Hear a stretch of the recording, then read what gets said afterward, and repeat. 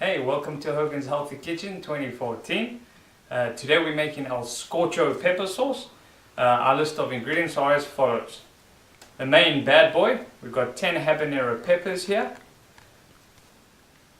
followed by 5 jalapeno peppers, all chopped up. Next we've got some yellow and orange peppers, 3 limes, juiced. I've left some of the pulp in there for flavor. We've got a mix of 2 yellow peppers, yellow bell peppers and a red yellow bell pepper. About a tablespoon roughly of salt. And lastly the apple cider vinegar, Bragg's apple cider vinegar, organic, unpasteurized. This dish is a nice complement to tomato sauce also. It's a very hot sauce.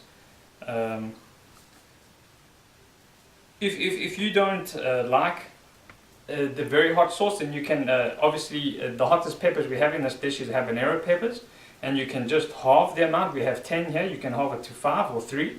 All of our habanero peppers, as we were preparing this dish for guests, have been de-seeded. There's no seeds in our jalapenos, there's no seeds in our habaneros, or very little.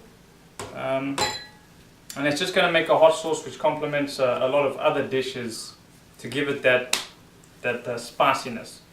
Okay, all of these ingredients are going into our blender, our Vitamix blender here. We're going to blend it all up. The sauce should come out a little thick and should pour easily. If you want to leave this sauce over a week, it will ferment and it will gain probiotics and different flavors to it. However, you should consume it within 2 weeks of preparation. Okay, so first up into the blender we have our habanero peppers. Second we have jalapeno peppers. Thirdly we have our orange and yellow peppers. These we've left the seeds in, as these don't carry much heat, they're more for flavor.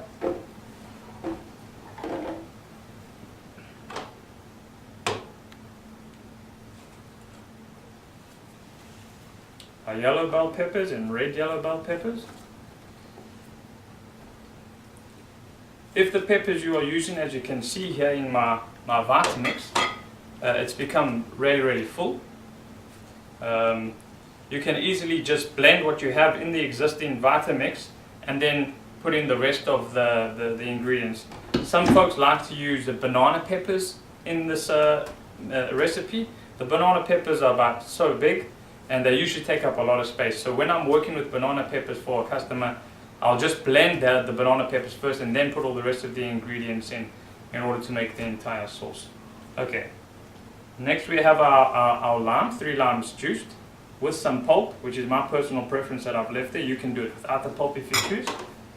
A half a cup of apple cider vinegar, organic and unpasteurized. And then a tablespoon of salt. The salt we use is, I like to use Himalayan salt or sea salt. There's a variety of different salts that you can use that come from all across the world that are organic and very healthy for you. That don't contain iodine or anything like that, and all of them have a very slightly different flavor, but they all are sodium in the end. Okay, that's our mixture. Let's blend it in to create some space for our remaining bell peppers. What you want to do with your blender is start it on low, turn it on, and then move it to high.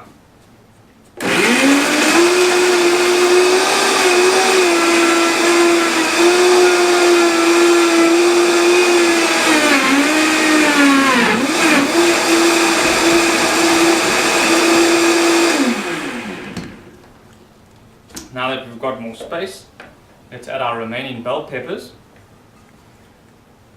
One thing you're going to find very interesting with this recipe is every time you make it, it will come out a different color. The last time I made this about a week ago, it came out a very nice orangey red. and it looks like it's going a green yellow to get. Color isn't anything important, it's all about the taste. And obviously color varies as your groceries and your vegetables color varies. So let's get blending again.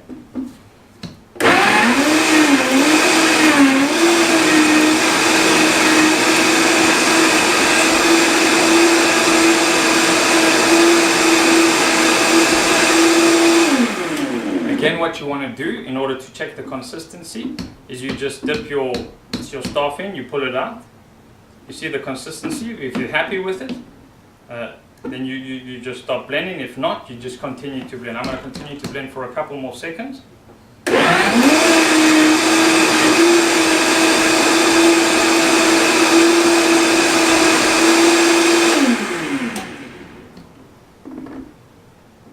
Okay, I'm happy with that. That looks good.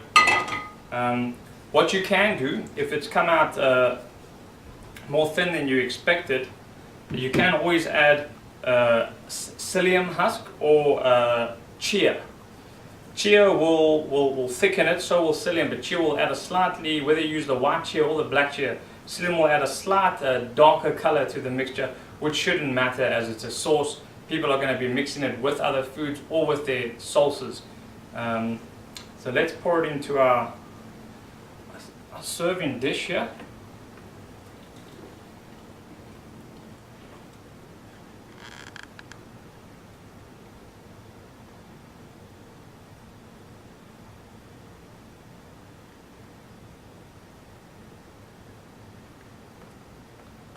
Like I said earlier, if you do want to ferment this, stick it as is in a dehydrator, put it in for overnight the first time. Taste the difference once you put it overnight in your dehydrator at roughly 95 to 100 degrees Fahrenheit. See if you enjoy the smell after it's fermented slightly and taste. If you wanted to go further, leave it for another night and then serve. I'm happy with the consistency and the smell of this. I'm sure it's going to make an awesome dish and an awesome sauce with the tomato salsa that we're preparing a little later. I thank you for joining us. It's hogaNs Healthy Kitchen 2014. Goodbye and keep well.